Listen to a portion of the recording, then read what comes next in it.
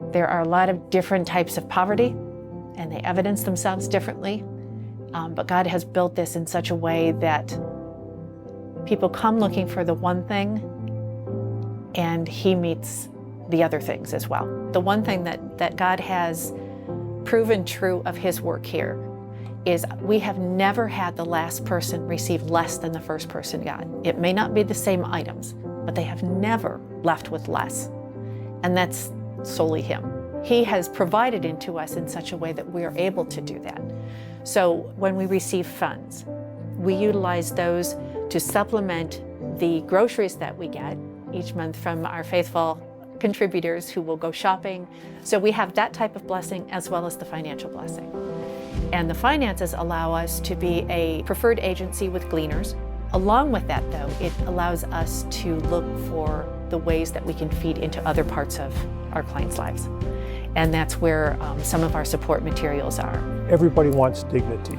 Everybody wants to contribute, no matter what their personal circumstances are or the personal demons that they were fighting. That personal dignity is almost a little bit of hope that that person has to escape whatever they're struggling with. If there is something that touches on a spiritual aspect of your life, or something that is impeding it, or is impacting your family dynamic, that plays into every other part of your life.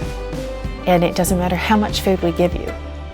You're leaving and there's still something that's not as rich in your life as it could be. And we want to help that change. So if we've got it on the shelf, we keep the door open most of the day so that as intake or anyone else, any other volunteer is aware of a need, they can come to me. I can look it up or we can pull it off the shelf and they can leave with it right then. I have my lending library here. That's both for volunteers and clients. And if we can't provide into what is needed that day, I look to have it in the file for them the next time they come in. And that's a nice way of reminding them that they're not only on our minds the day that we're with them.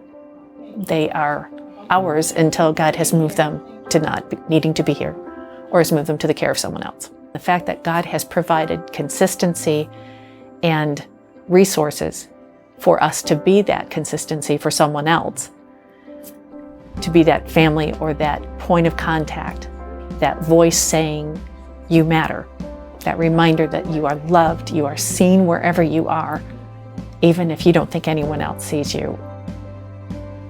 I've not had to experience that. But to see the gratitude and the growth in people who do experience that and get to meet with Him, here or elsewhere, is remarkable.